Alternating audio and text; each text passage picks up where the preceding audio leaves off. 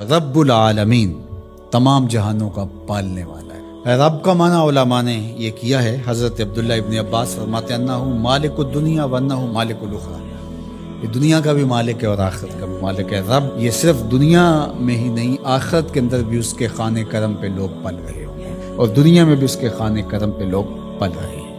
اب عالم کیا ہے؟ ما سوی اللہ کو عالم کہتے ہیں۔ علماء نے اس پر بہت کچھ لکھا، لیکن حضرت وہب بن منبہ رضی اللہ تعالیٰ عنہ فرماتے ہیں کہ 18,000 عالم ہیں، ان میں سے ایک عالم یہ عالم دنیا ہے۔ بہت ساری چیزیں ہماری انسان کی پہنچ ہی وہاں تک نہیں ہے۔ وما یعلم جنود ربک الا هو، اللہ کے لشکروں کو کون جانے؟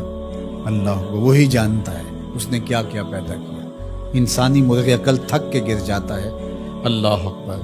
تو کہا رب العالمین، تمام جہانوں کا پالنے والا۔ اچھا، یہاں رب المسلمین نہیں کہا گیا، رب المطیعین نہیں کہا گیا، رب المتقین نہیں کہا گیا، صرف نیکوکاروں کا، اچھے لوگوں کا رب ہو۔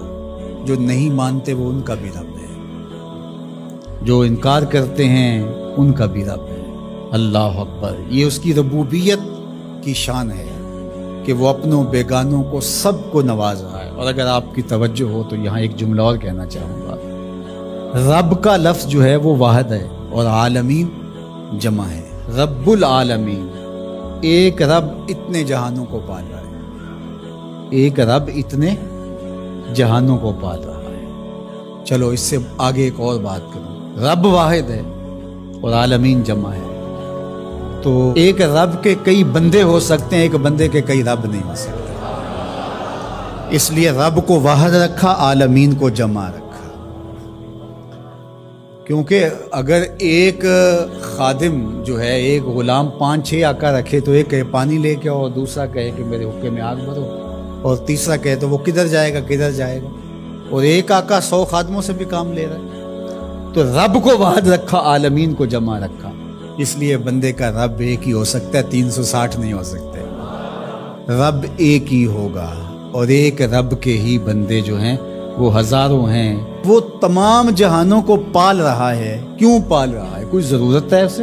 جو بھی ہے، باپ اولاد کو پالتا ہے تو اس کے ذہن کے کسی گوشے میں ہوتا ہے یہ بڑھاپے کا سہارا بنے۔ شاگردوں کو استاد پڑھا رہا ہوتا ہے، اس کے ذہن میں ہوتا ہے کہ کل یہ میرے کاز میں میرے ساتھ کھڑے ہو جائیں گے، میرے ساتھی ہوں گے۔ ملازموں کے ساتھ ان کا باس کھڑا ہوتا ہے تو ان سے کام لینا ہوتا ہے، غرض ہوتی ہے۔ تو اللہ اتنے جہانوں کو پال رہا ہے تو کیا غرض ہے؟